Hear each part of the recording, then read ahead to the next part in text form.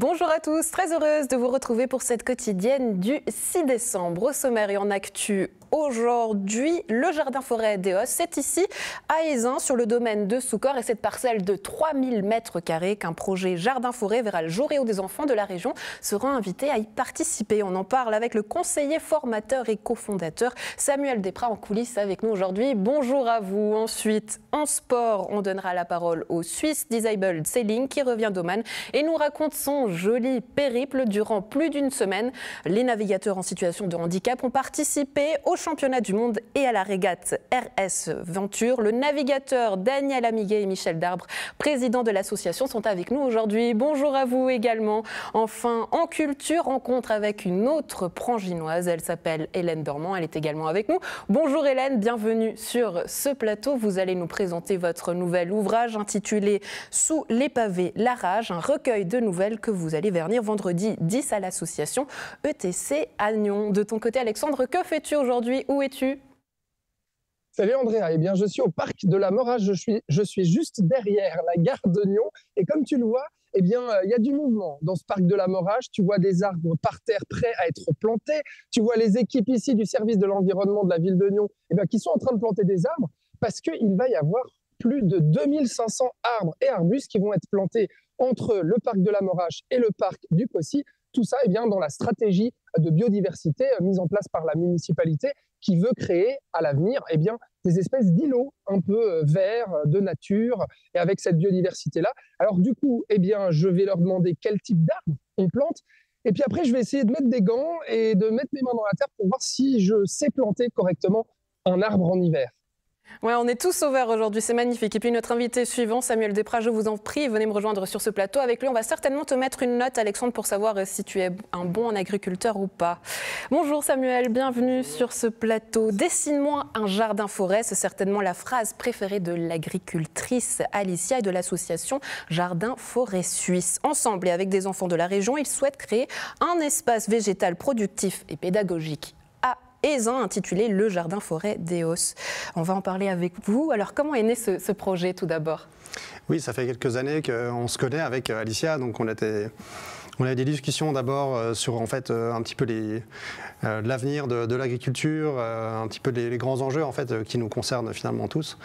Et au début de l'année, elle m'a recontacté, elle m'a dit mais voilà, ça m'intéresse ce que tu publies, ce concept de jardin-forêt me parle, et donc on s'est appelé.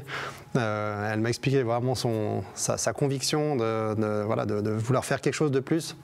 Et en collaboration avec les écoles de la région, donc je trouvais que ça résonnait vraiment bien avec ce qu'on a envie de faire à l'association. Alors des petites graines sont en train d'être plantées, on voit justement les images. Ce jardin-forêt déjà, qu'est-ce que c'est? Expliquez-nous.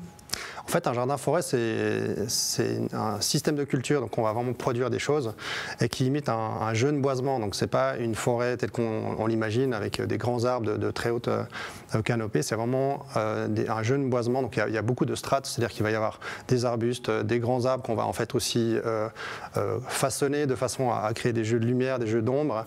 Il y a une densité de plantations aussi, un petit peu avec ce qu'on a vu tout à l'heure à Nyon, qui a donc cet effet de synergie entre les plantes. Quand on va en forêt, il y a énormément de végétation qui sont en connexion par le système racinaire notamment. Donc c'est tout ça qu'on va utiliser pour produire des légumes, pour produire des fruits, pour produire toutes sortes de choses qu'on va choisir au départ et qu'on va aussi pouvoir façonner au cours de la vie du jardin-forêt. Oui. Pourquoi façonner justement et ne pas laisser faire la nature, la laisser faire d'elle-même? Oui, c'est clair. On est quand même une société qui a besoin finalement de se nourrir. Donc c'est une façon de façonner, c'est de planter des plantes dont on va se nourrir. Et puis c'est vrai que c'est un éternel jeu et équilibre qu'on a trouvé avec la nature. Aujourd'hui, on a fait le choix de déléguer la production de nourriture à des agriculteurs, mais ça demande quand même beaucoup d'énergie, un travail qui est continuel, etc. Donc le jardin-forêt, c'est essentiellement basé sur des plantes pérennes. Donc ce travail, on le fait une fois au départ, on prend soin de la plante au cours de sa vie. Et puis après, on a vraiment un travail qui est très limité. Il y a aussi une certaine résilience qui se met en place parce qu'on a l'humus, le sol qui se transforme, qui devient de plus en plus poreux, enfin qui va absorber beaucoup d'eau, beaucoup de carbone aussi. Donc c'est vraiment ça aussi qui est. Enfin pour nous c'est un peu ce qu'on dit, c'est un peu le couteau suisse. On a à la fois l'aspect productif, on a l'aspect biodiversité, climat, et on a aussi l'aspect social, puisqu'en fait maintenant on voit qu'avec avec toutes ces écoles, avec enfin l'écho qu'on reçoit du public, on se rend compte qu'il y a des débouchés commerciaux aussi. On peut aussi produire vraiment des quantités astronomiques de nourriture, mais on a besoin de bras, on a besoin de la population, donc c'est vraiment un jeu qu'on a trouvé, un équilibre qu'on a trouvé avec tout le monde. C'est vrai que le terrain de jeu est immense, 3000 mètres carrés qui sont à Ézin, sur le domaine, je vais retrouver le nom, rappelez-le-moi, de Soukor, voilà, que je ne connaissais pas du tout, mais qu'on voit justement ici à l'image. Quand vous dites que c'est un projet qui est lié à l'environnement et qui justement questionne ces problématiques-là, pourquoi? Est-ce que vous arrivez à nous expliquer pourquoi? Oui, en fait, si on regarde le contenu de nos assiettes, aujourd'hui, c'est essentiellement du blé, du maïs, des pommes de terre, des tomates. Puis en fait, on a très très peu de diversité dans le contenu de nos assiettes. On le remarque évidemment quand on se balade dans nos paysages. On a des grandes monocultures de céréales, etc. Donc c'est bien sûr qu'on doit nourrir la planète. Mais en fait aujourd'hui on se rend bien compte qu'on arrive un petit peu au bout de ce système-là, parce qu'en fait ces monocultures entraînent un certain nombre de désavantages qui peuvent être notamment les maladies, le fait qu'on extrait beaucoup du sol. En fait on doit du coup nourrir d'une façon le sol. Et aujourd'hui en fait c'est à travers les engrais qui sont d'origine fossile pour la plupart aujourd'hui. Donc en fait on se rend compte que ce système-là il est un peu arrivé au bout du rouleau. Donc, en fait, mais j'imagine que vous avez aussi étudié le terrain. Est-ce qu'il y a peut-être des aliments qui vont spécifiquement être cultivés à Ézin parce que c'est Ézin et parce que j'imagine que l'agricultrice connaît bien ces terres? Oui, alors en fait on a justement fait une analyse de sol dès le départ. On se rend bien compte que le taux de matière organique, donc le taux de nourriture si on veut pour les plantes est quand même bas. Et ça c'est probablement le cas sur toute la région. Hein. Quand on a une agriculture qui est très extractiviste, donc tant qu'on ne nourrit pas le sol, ce sol-là au bout d'un moment il se dégrade. Donc c'est sûr qu'on peut compenser avec un certain nombre de pratiques et d'azote qu'on peut rajouter dans le sol notamment, donc les engrais azotés qu'on utilise couramment. Mais en fait on arrive un petit peu au bout de ce système-là. Hein. Il y a une grosse partie de ces engrais azotés qui passent par l'Ukraine. Donc voilà, on aimerait en fait dans un jardin-forêt aussi avoir des plantes qui vont elles produire de la matière organique juste pour nourrir le sol, qui vont produire de l'azote, du potassium, tous ces micronutriments qui sont nécessaires à d'autres plantes qui elles vont du coup mieux produire. Et donc tout sera forcément combiné, des arbres mais aussi des aliments à manger.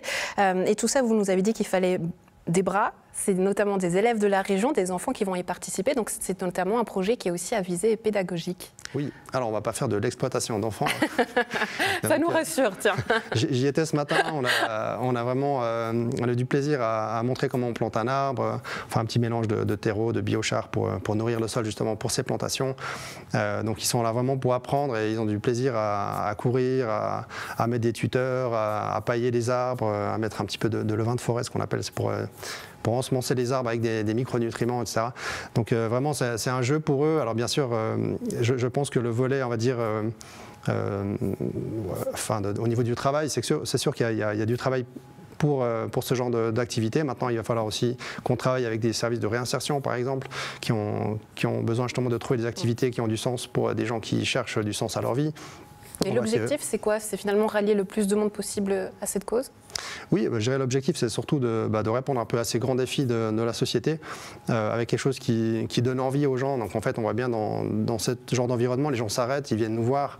Les gens, en fait, je pense qu'ils y trouvent leur intérêt, c'est-à-dire qu'on peut se nourrir avec ce genre de surface-là, qu'on peut justement avoir des emplois, qu'on peut en fait travailler ensemble sur un projet commun qui régénère l'environnement.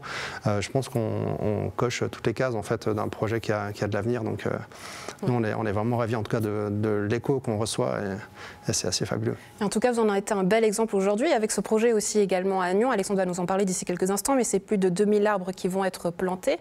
Finalement, c'est quoi? C'est des copier-coller? Alors déjà, je suis très ravi de voir ce projet qui se lance à Agnon, dans ma ville natale en plus. Donc félicitations à l'équipe de Pascal Baudin et toute la ville. Je l'ai contacté ce matin. Pour moi, je trouve que c'est une super trame en fait pour un jardin-forêt. C'est-à-dire qu'en fait, je ne connais pas tous les détails, on va dire techniques du projet. Je serais en tout cas ravi de discuter la composante alimentaire parce que je pense que réellement on peut produire littéralement au pied de nos immeubles, dans nos villes, énormément de nourriture. Je ne sais pas si tout le monde sait qu'on peut manger des feuilles de tilleul, par exemple. Il y a énormément de choses comme ça qui sont en fait littéralement au pied de nos immeubles, qui sont comestibles, qui sont intéressants gustativement, au niveau des micronutriments, etc. Donc en fait, c'est, je pense, des choses qu'on doit réapprendre. On doit en fait remettre un petit peu le végétal au centre de notre société. Donc je suis ravi de voir que ça démarre et je me réjouis de pouvoir collaborer avec Nyon. Samuel, merci beaucoup d'avoir été avec nous. Et puis à la maison, si vous voulez soutenir le projet Le Jardin Forêt des Hausses, évidemment, toutes les informations sont sur le site internet. Et puis, il y a notamment une récolte de fonds en ce moment même. Très belle journée à vous, à bientôt. À bientôt. Au revoir. Alexandre, on retourne à toi. Une très bonne question que nous a posée Samuel. Est-ce que dans ce projet qui est fait à Nyon, est-ce qu'il y aura justement des aliments qui vont être cultivés ? Eh bien, je vais poser la question à Albertine Roulet. Bonjour. Bonjour. Alors, vous êtes biologiste et chef de projet au service de l'environnement de la ville de Nyon. Et Vincent Memy. Bonjour Vincent. Bonjour. Alors, vous êtes contremaître paysagiste pour le service de l'environnement. Alors, notre invité en plateau vient de poser une très bonne question. Est-ce qu'il va y avoir des arbres fruitiers, des aliments est-ce qu'il va y avoir quelque chose comme ça qui va pousser ici à la Morache? Alors, d'une certaine manière, oui, mais c'est des arbres fruitiers qui sont plus pour la nature. Donc, du coup, plutôt pour les oiseaux et pas pour l'humain. D'accord, donc il n'y aura pas des petites pommes à venir cueillir ici? Non, alors on a déjà des fruitiers plantés le long en direction du sentier du Cossy. D'accord. Mais là, dans les plantations d'aujourd'hui, de cette semaine, c'est plutôt en faveur de la biodiversité et de la nature. D'accord, et ben on va parler de tout ça justement, puisque vous êtes là, on voit les équipes qui travaillent derrière depuis plus d'une semaine ici à planter des arbres et des arbustes. Alors, on parle de 2500 arbres entre ce secteur ici, parc de la Morache, et puis bientôt le parc du Cossy. Ce sera en janvier prochain que vous irez planter là-bas. Pourquoi, Albertine? Pourquoi planter des arbres? Oui. Alors en fait, en tout cas pour le cas de la ville de Nyon, c'est qu'on a deux stratégies en fait qui sont une qui est en place, qui est la stratégie biodiversité, et une deuxième qu'on est en train de lancer, qui est la stratégie justement de végétalisation urbaine. Alors évidemment, il y a des objectifs communs, ce qui est assez génial entre ces deux stratégies. Puisque le but, c'est de développer, on va dire, de structurer le développement urbain par le maillage vert, donc qui va profiter à la population, qui va améliorer le cadre de vie, qui va aussi faire en sorte de réduire ces problèmes d'îlots de chaleur qu'on rencontre dans les milieux urbains. Donc c'est créer des îlots de fraîcheur? Voilà, c'est ramener un petit peu plus de fraîcheur, de température ressentie de manière plus fraîche grâce à l'évapotranspiration des végétaux qu'on va planter. Tout simplement, et puis grâce à l'ombrage, la canopée en fait qui va être créée. Effectivement, on va pouvoir venir faire sa petite sieste ici après à la Morache sous un arbre. Vincent, justement, quels sont les types d'arbres qu'on plante là? Parce que je vois des arbustes, je vois si on se tourne derrière, je vois qu'il y a des arbres qui attendent ici d'être plantés. C'est quoi ces arbres déjà là? C'est des frênes à angustifolia, donc c'est pas les frênes communs. Ils sont plus adaptés au réchauffement climatique. Donc, c'est des essences, on parle d'indigènes climatiques, c'est des essences qui se rapprochent des nôtres, mais qui viennent d'autres régions un peu plus chaudes. Et après, il y a quoi d'autre? Et au niveau des arbustes, c'est plutôt un mélange de cornouiller, de troène. Ça, c'est de la végétation indigène de chez nous, des arbustes qui vont produire vraiment de la nourriture pour les oiseaux, les petits mammifères. Voilà, aubépines, viornes qui vont créer, il y aura une ressource nectarifère, mellifère pour les insectes, il y aura des baies comestibles pour les petites faunes, pour les mammifères, ça va créer aussi des abris, des zones de refuge, des abris pour la nidification, pour toute la petite faune urbaine qui est un petit peu en manque justement de ces habitats dans le milieu urbain qui est très bétonné. Ça fait beaucoup, 2500 arbres à planter. C'est vrai que tu vois, Andrea, à chaque fois qu'il y a un petit trou là, c'est pas pour les taupes en fait, c'est vraiment, il y a à chaque fois un arbuste qui va être planté dans chacun de ces trous. Pourquoi en décembre, en plein mois de décembre, on plante des arbres? Alors, en soi, on peut planter toute l'année si c'est venu en conteneur, donc en pot. Mais l'idéal, ça reste en motte, parce que comme ça, l'arbre, il goûte la terre de chez nous avant d'être planté, de trouver sa place définitive. C'est quoi la différence, pardon, planter en motte et puis planter, vous m'avez dit, l'autre? En pot, c'est dans un substrat. Donc, du coup, on peut le planter toute l'année parce qu'on n'arrache pas la plante de la terre pour la déplacer ailleurs. Mais l'idéal reste quand même en motte, pardon. Comme ça, l'arbre il a bien goûté le sol de chez nous avant de trouver sa place définitive. Et les arbustes sont plantés en racines nues. C'est aussi une question de coût. D'accord. Et c'est pareil pour l'arrachage. C'est seulement sur la période de repos végétatif des plantes, ce qui permet vraiment d'avoir toute l'énergie. Et puis aussi au niveau de la chaleur, ça évite un choc thermique. D'accord. Albertine, quand est-ce qu'on peut espérer voir ces arbres pousser, fleurir et du coup se balader ici au parc de la Morache avec des arbres partout et puis des petits oiseaux qui viennent? Alors, des arbres partout. Alors, ça va prendre un petit peu de temps puisque, comme vous pouvez voir, les plants qui sont derrière sont encore relativement jeunes. Donc, ça va prendre un petit peu de temps pour pousser. Là, on est vraiment sur une strate qu'on appelle arbustive, donc plutôt buissonnante. Donc, on va pouvoir avoir des effets assez rapidement. Je pense que d'ici 2 ans, on pourra déjà commencer à observer un petit peu ces zones de haies, comme on appelle de haies vives, d'essences indigènes qui vont se développer et qui vont proposer une diversité de formes, de couleurs, d'odeurs, donc qui sont au bénéfice de la population, qui va pouvoir en apprécier ses côtés esthétiques, mais aussi au bénéfice de la petite faune, qui va trouver des corridors de déplacement et puis des refuges. Donc dans 2 ans, il y aura des petits buissons, et puis après les arbres, donc les arbres seront déjà quand même des belles pièces, mais on ne peut pas planter non plus trop gros, parce que point de vue risque que l'arbre reprenne, donc on coupe une partie de ses racines, et privilégier quand même des arbres de moyenne taille. Mais ceux-là, là, il y a une année déjà d'implantation du système racinaire. D'accord. Et ensuite, techniquement, d'ici 4-5 ans, on aura des arbres. 4-5 ans, on pourra voir les feuilles, et puis les baies, etc. Voilà, des arbres qui se développent petit à petit, mais après, si on veut vraiment une grosse couverture, on parle plutôt de 10 à 15 ans. D'accord. Il y a combien d'employés là, qui vont travailler là, durant ces semaines, ces quelques jours pour planter tous ces arbres et arbustes? En moyenne, c'est une équipe de 5 personnes. Et en collaboration pour les transports de terre avec le service de la voirie. D'accord. Qui s'occupe des transports. Donc c'est une collaboration entre 2 services. Vous avez gagné une autre paire de mains aujourd'hui. C'est moi. Voilà, Andrea. Je vais essayer de planter justement un arbre. Je ne sais pas, vous allez me dire quel arbre je vais planter. Puis on va voir combien de temps ça prend. Et puis comment on fait justement dans ce parc de la Morache, Andrea. À tout à l'heure, Alexandre. Merci beaucoup. On se réjouit de te voir enfiler les gants. On ouvre une page sportive avec nos invités suivants. Michel Darbre, Daniel Amiga, bonjour. Merci beaucoup à tous deux d'être avec nous. Bonjour. On est très heureux de vous avoir. Le voyage a été long. Vous êtes revenus samedi soir. On va parler de ce périple. L'équipe franginoise de Suisse, Disabled Sailing, pas facile à dire, revient d'Oman. Il nous raconte sa folle aventure. Durant plus d'une semaine, les navigateurs en situation de handicap ont participé au championnat du monde et à la régate RS Venture en concurrence avec 39 équipes provenant de 19 pays différents. Pas trop dur le retour ? Si, c'est très froid. Il y a plus de 30 degrés de différence. Oui, mais bon, on s'acclimate, on se réacclimate. Daniel, s'il fallait retenir une seule chose de ce voyage, un seul mot, ça serait quoi? Accueil. Accueil. Accueil des Omanais. Grande surprise. D'accord, une très bonne surprise, quelque chose dont vous n'attendiez pas. On va y revenir d'ici quelques instants. Alors c'est vrai qu'avant de rentrer dans les détails, tout ce voyage n'a pas été de tout repos. Dès le départ, en prenant l'avion, il a fallu partir avec 9 personnes. Michel, on imagine que partir avec des chaises roulantes, c'est toujours et encore plus une aventure. Des batteries électriques pour les chaises, tout ça peut devenir très vite compliqué. Ça l'est chaque fois et à chaque voyage qu'on fait dans ce sens, on essaie de se préparer en avance, de tout régler, et puis ça ne marche pas.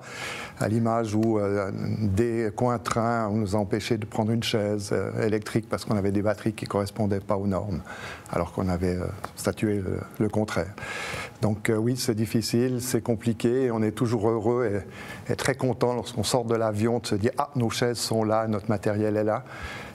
Parce que des fois c'est prenant, et je me souviens de l'année précédente où il nous manquait les chaises. On a dû attendre 3 jours pour récupérer nos chaises. Les personnes qui ne peuvent pas marcher sont vraiment très très prétéritées. Et pour l'ensemble de ces voyages, c'est des complications. Après, il y a évidemment toute la logistique du déplacement dans l'aéroport, pour les transferts, et puis ensuite dans les véhicules. C'est des fois épique, on s'amuse bien. J'imagine que ça fait des anecdotes à raconter. Daniel Amiga, vous me disiez que c'est votre 3e championnat du monde, avec votre petite préférence, on en parlera peut-être plus tard, mais ça veut dire quoi? Que finalement le départ, en tant que sportif que vous êtes, c'est déjà le début de l'aventure? Vous vous mentalisez déjà dans ce parcours du combattant, on peut l'appeler comme ça? Le parcours du combattant, le parcours du combattant, c'est le voyage jusqu'aux structures, jusqu'au lieu d'accueil. Ici à Oman, on était dans un endroit très très accessible, avec beaucoup de monde pour nous aider, donc c'était relativement simple. On était logés directement dans la marina. Les bateaux étaient à portée de vue de notre chambre. Donc l'aventure, c'était plus le voyage que l'hôtel et la partie sur place. Ça, c'était bien. On va parler un petit peu de la compétition et des régates. Vous avez dû vous adapter notamment aux eaux du golfe d'Oman. Il y a des conditions météo parfois difficiles. Qu'est-ce qui s'est passé? Il n'y avait pas de vent. Alors quand il n'y a pas de vent, un voilier, ça n'avance pas. Donc on a dû attendre. Et on a navigué, la première journée de compétition, on a navigué, on était le groupe 2, on a pu naviguer.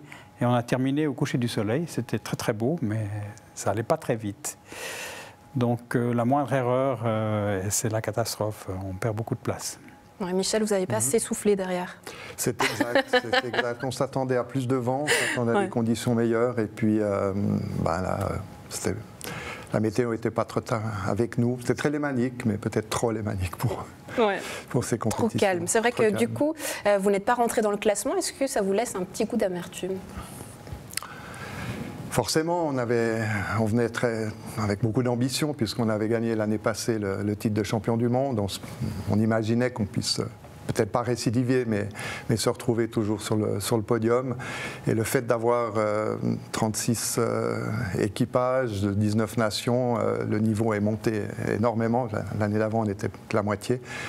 Et ce qui fait que c'était déjà là relativement difficile. Donc sur le fond, déçu du résultat, déçu d'une partie des navigations. On aurait pu faire un petit peu mieux à quelques occasions. Et puis sur la forme, on est très content parce qu'on a de nouveau découvert des contacts, des gens exceptionnels dans les navigateurs. Et puis comme disait Daniel, dans l'accueil, c'est... oui, il faut participer à ces championnats pour que l'ensemble de notre organisation puisse bénéficier en fait indirectement de ces avantages. Le meilleur exemple, c'est que pour s'entraîner, on est allé à Sierre en face, on avait s'entraîné avec l'équipe de France et on a rencontré là les prémices de l'équipe omanaise qui était venue en France s'entraîner aussi. Donc ça permet d'avoir des liens tout à fait différents et ça nous a permis aussi, si on ne parle pas de voile, mais de l'accueil, d'avoir été invité par un Omanais qui nous a fait un repas et une soirée absolument extraordinaire, très très traditionnelle, très très locale. Et tous ces contacts, c'est aussi extraordinaire. En tout cas, on voyage avec vous, c'est vrai, quand vous le racontez, on a toutes ces images qui nous viennent en tête. Daniel Amiguet, au niveau du partage avec les autres équipes, j'imagine que c'est pas rien, hein. Vous nous disiez que c'est la 3e fois que vous participez à ces championnats du monde. Et au niveau du sport handicap, qu'est-ce que ça vous apporte, le fait de partager ces moments-là avec d'autres concurrents et d'autres sportifs? On a échangé avec quelques équipes, on a beaucoup attendu, donc on était sur le ponton d'embarquement, on a discuté un peu de voile, on a discuté de beaucoup d'autres choses. Je trouve que c'est une vie assez normale, donc j'ai pas grand-chose à dire de plus. Moi, j'ai fait beaucoup de sport en fauteuil roulant, et là, on est à égalité avec les valides, donc on n'a rien partagé de particulier par rapport à l'handicap. Mais ça voudrait dire quoi? Que c'est intéressant ce que vous dites, qu'aujourd'hui vous devriez être dans des compétitions qui sont peut-être avec des valides. Je pense que ce serait difficile. D'ailleurs, le vainqueur de la compétition était très peu handicapé. On n'a encore pas trouvé ce qu'il avait comme handicap. Donc il est très très bon navigateur, donc ça a frustré pas mal d'équipes. Moi je trouve qu'il navigue bien, donc finalement c'est à nous de nous améliorer pour atteindre ce niveau. Mais naviguer avec des valides, je pense qu'il y a encore trop de différences. C'est intéressant, et je regarde Michel parce que je sais qu'à cette équipe polonaise, vous lui en voulez. Hein. Votre newsletter, vous avez envoyé quelques messages assez piquants. Vous dites il n'a qu'un petit doigt foulé. Si je peux me permettre. On n'est pas sûr, un peu pour imaginer. Ouais. Mais pour revenir sur le fond, la voile est peut-être un des sports qui permet l'intégration complète. Et dans le projet de notre réintroduction dans les Jeux paralympiques, puisque le Swiss Disable y fut dans les premières années, on fait tout pour y aller, on fait tout pour y retourner à Los Angeles, on l'espère. Et dans cet objectif-là, il y a la possibilité d'avoir une flotte intégrée, c'est-à-dire naviguer un valide et un handi, ou même une flotte de valides et une flotte d'handi qui naviguent ensemble. Pardonnez-moi Michel, ça voudrait dire quoi? Qu'il devrait y avoir un degré de handicap? Alors, il y a de toute façon une classification de handicap qui est fonctionnelle en fonction des problèmes physiques que la personne peut avoir sur un bateau. C'est concentré à la problématique de la navigation, tirer sur une ficelle ou pas, pouvoir se déplacer, pas dans le bateau, mais son corps, parce qu'évidemment, ça fait avancer le bateau différemment. Et tout ceci est pris en compte avec des points. Et sur le bateau, on ne doit pas avoir plus de X points. L'objectif, pour prendre un exemple un peu, je vais dire peut-être pas rigolo, mais fondamentalement différent, c'est de mettre 2 aveugles sur un bateau. Ça ne fonctionne pas très bien. Oui, c'est vrai. On peut comprendre pourquoi. Bon, et pour la petite anecdote, Michel, je crois que le chasse-là de la côte vous a beaucoup manqué. C'était peut-être la catastrophe d'Oman. C'est un pays sans alcool, enfin, officiellement. On peut boire quelques verres d'alcool que dans le cadre des structures pour les touristes, c'est-à-dire les hôtels. Et l'alcool est très cher, donc on a été très abstinents. Enfin, presque. On n'en dira pas plus. Bon, Daniel, pour retourner sur l'aspect compétitif, vos objectifs futurs, ça serait lesquels? Se qualifier pour les prochains championnats du monde, qui seront soit en Allemagne, soit en Hollande. Maintenant, les équipages vont peut-être changer. On aura peut-être des équipages mixtes, donc un homme et une femme, ou une femme et un homme, on dit. Donc en Suisse, on a un petit souci parce qu'on a peu de navigatrices. Espérer se qualifier, soit en handi, soit en handi valide, soit en handi mixte pour l'année prochaine. Et les Jeux paralympiques, j'y pense même pas parce que je suis un petit peu trop vieux et ce sera pas à Paris, ce sera à Los Angeles. Donc là, je serai vraiment beaucoup trop vieux. Donc les objectifs, c'est pour les 2-3 prochaines années, faire des championnats du monde, peut-être plus de régates pour être d'un meilleur niveau et plus entraîné. On se réjouit en tout cas de suivre cette aventure, que le vent vous porte loin. Il y a toute l'équipe du Swiss Disabled Sailing. Merci beaucoup, messieurs, d'avoir été avec nous. Très belle journée à vous. Merci à vous. Merci. Alexandre, on retourne à toi. Est-ce que tu as pu enfiler les gants? C'est bon? Ça y est, je suis avec David qui va me faire travailler, que tu vois ici, qui va me donner les gants, justement. Et alors, je ne vais plus t'entendre, Andrea, si jamais je vais donner le téléphone à Albertine. Voilà, merci Albertine. Et voilà. Ok, voilà les gants, David. Donc ça, c'est une première chose. Ouais. Donc du coup, vous êtes là depuis une semaine là, à planter ces arbres? Exact, ouais. Ça prend combien de temps, honnêtement, pour planter ne serait-ce qu'un arbre? Bon, ça dépend de l'arbre, j'imagine.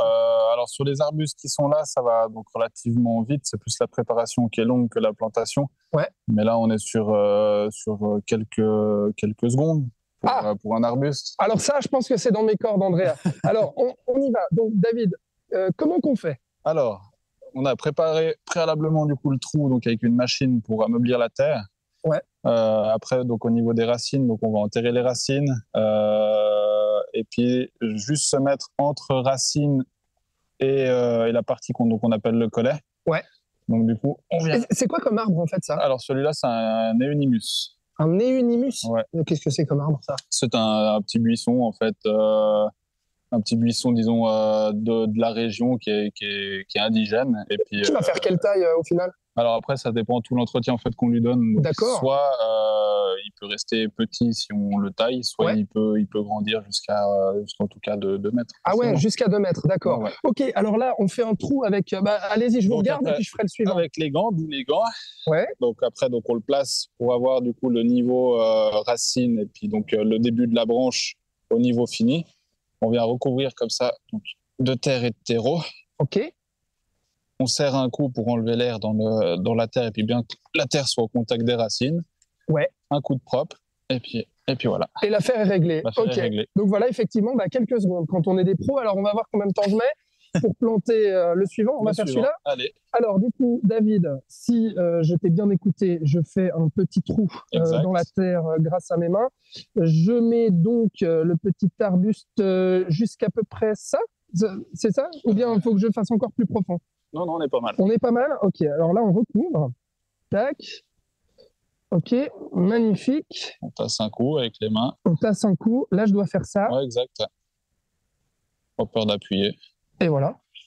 Ouais, il n'est pas très droit. Hop. Ah, voilà. Et puis après, vérification. On vient juste réaplanir le reste de la terre dessus pour finir propre. Et voilà, j'ai planté mon arbuste qui... redis-moi le nom. Un Euonymus. Un Euonymus au parc de la Morage. Et puis après, l'entretien, c'est quoi pour ça? L'entretien, là, on fera juste un arrosage une fois qu'on aura fini. Et après, c'est juste, c'est presque plus débroussailler en fait ce qui est existant pour leur laisser la place de grandir gentiment. Ouais. Et puis voilà. Et après, c'est la nature qui s'en occupe. Exact. Ah bah voilà. Et donc, floraison quand? c'est plus foliaire l'intérêt que floraison. C'est plus un aspect de feuilles. Oui, de feuillage, que de fleurs. Mais après, du coup, comme un arbuste classique, donc à l'automne, il perdra ses feuilles. Et puis après, mais printemps prochain, on peut déjà le voir. Printemps prochain, il aura des feuilles et puis il sera tout beau. Voilà, printemps prochain, le petit Euonymus d'NRTV au parc de la Morache. Merci David. Avec plaisir. Merci beaucoup. Et bonne journée, Andrea. À bientôt. Bonne journée. Je suis fière de toi, Alexandre. Tu plantes des petits arbres à travers tout le district. Il y a eu Prangin et maintenant Nyon, c'est magnifique. On a des petits arbres NRTV un peu partout, ça fait plaisir. Très belle journée à toi. Samuel, on donne quelle note, Alexandre, de 1 à 5 ? Très bien, parfait. Très bien, 5 sur 5, magnifique. Bon, on va recevoir notre invitée suivante, Hélène Dormand. Je vous en prie, venez me rejoindre sur ce plateau. Vous allez nous présenter votre nouveau livre intitulé « Sous les pavés, la rage » que vous allez vernir le vendredi 10 décembre à l'association ETC à Nyon. Bonjour et bienvenue. Merci beaucoup d'être avec nous. Alors, c'est un livre qui est un recueil plutôt de nouvelles. La format de nouvelles, ce n'est pas une première expérience pour vous. Qu'est-ce qui vous plaît dans ce format-là ? Ce que j'aime bien avec les nouvelles, c'est qu'on peut créer un petit univers comme ça, en quelques pages, catapulter les gens dans une histoire et aller très vite.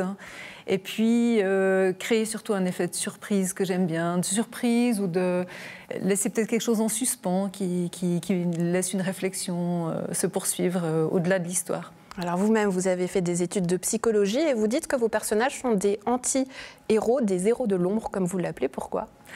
Parce qu'en fait, les personnes qui m'intéressent le plus, c'est celles qu'on ne voit pas, celles qui n'ont pas spécialement, qui ne vont pas attirer les feux des médias. Moi, j'aime, je suis assistante sociale, donc j'aime les petites personnes, celles qui se battent un peu au quotidien, mais qu'on va croiser dans la rue, mais sans spécialement porter notre attention sur eux. Et pourtant, il y a tellement de choses à découvrir. Ouais, des choses à dire, des choses à creuser. Mais qu'est-ce que ça veut dire que vous vous imprégnez peut-être des histoires qu'on vous raconte, qu'on vous partage ? Alors, pas directement, non. Non, généralement, il y a quand même une frontière entre mon travail et puis les histoires que je raconte, mais il y a toujours... En fait, souvent, le point de départ de ces histoires, c'est plutôt quelque chose que j'observe ou qui me révolte, ou qui me donne envie de réagir. Puis après, je tisse une histoire là autour, mais souvent, ça part d'un mouvement d'incompréhension, de révolte. Ouais. Alors par exemple, on a un aiguilleur du ciel à bord du précipice, une rockstar privée de voix, une jeune fille victime de son addiction au jeu, tous des combattants invisibles. Vous avez votre petite préférée ? Je sais que c'est dur quand c'est notre bébé. Hein. Oui, oui, c'est assez difficile en fait d'en sélectionner une parmi les autres. J'aime bien celle de justement, alors, dans les invisibles, peut-être un des plus invisibles, c'est celle du nonagénaire qui a été placé quand il était jeune, à l'époque où la Confédération retirait les enfants à leurs parents et les plaçait dans des fermes, et puis qui reçoit une indemnité tellement à la fin de sa vie, et tout d'un coup, il est riche. Et qu'est-ce qu'il va faire, en fait, de cet argent ? Ouais. Alors à découvrir, ce sera à l'association ETC ce vendredi 10 décembre, Hélène Dormand. Vous avez plusieurs livres que vous avez déjà rédigés. On peut citer par exemple L'envol du bourdon, L'air de rien, Liberté conditionnelle ou encore Zone de contrôle. Et vous dites « Je suis entrée en écriture au printemps 2009 ». C'est si joliment dit. Qu'est-ce que ça veut dire, entrer en écriture ? Ça veut dire qu'en fait, j'ai lu très très vite. Vraiment, dès que j'ai compris comment ça marchait, l'association des lettres, je me suis plongée dans les livres. Et puis j'ai été un rat de bibliothèque pendant toute mon enfance. J'ai énormément lu. Puis il y a un jour où il y a eu le déclic de se dire, tiens, je pourrais passer de l'autre côté, puis commencer à raconter mes propres histoires. Ouais, je sais que c'est aussi la volonté de l'association ETC de mettre en lien peut-être les écrivains avec le public, mais peut-être aussi de donner envie aux gens d'écrire et de passer justement ce petit déclic. Quel conseil est-ce que vous donneriez aux gens qui ont envie peut-être d'écrire et qui nous regardent ? Et de se lancer. Je pense qu'en fait, peut-être le seul conseil que je donnerais, c'est de ne pas s'asseoir devant son bureau en se disant je vais écrire un roman, parce que c'est une tâche d'une telle ampleur qu'il y a toutes les chances pour qu'elle n'aboutisse pas. Par contre, commencer avec la nouvelle. Moi, je trouve que c'est un format très sympa. Il y a plein d'associations culturelles qui proposent des concours de nouvelles, donc c'est aussi l'occasion de se frotter un petit peu, de voir en fait si ce qu'on écrit fait réagir un jury ou a un écho. Donc faut y aller, tout simplement. Ouais, vous-même, comment vous faites? Vous vous imposez tous les jours, je ne sais pas, 10 pages à écrire? Vous avez toujours un petit calepin dans votre sac que vous ressortez dès que vous avez une idée? Comment ça se passe? Alors, j'ai eu un temps mon petit calepin. La discipline, j'ai pas. Donc ça, c'est clair que non. C'est plutôt, il faut que l'élan vienne de l'intérieur. En fait, ce qui se passe plutôt, c'est que j'ai des personnages qui commencent à me titiller un petit peu, qui prennent de l'ampleur, qui m'accompagnent dans mon quotidien. Ils deviennent quasiment... Ils prennent une telle étoffe à un moment donné que c'est comme s'ils faisaient partie de mes amis. Et puis, vous leur parlez? Non, j'en suis pas encore là. Mais en tout cas, je peux tout à fait imaginer comment ils vont réagir dans une situation ou dans l'autre. Puis vraiment, une fois qu'ils ont pris cette épaisseur-là, voilà, c'est le moment de les poser sur le papier. Hélène Dormand, merci beaucoup d'avoir été avec nous. Très belle journée à vous à la maison. Donc rendez-vous le vendredi 10 décembre à l'association ETC. C'est tout pour aujourd'hui. Un plaisir d'avoir été en votre compagnie. Bonne suite de programme. On se retrouve demain.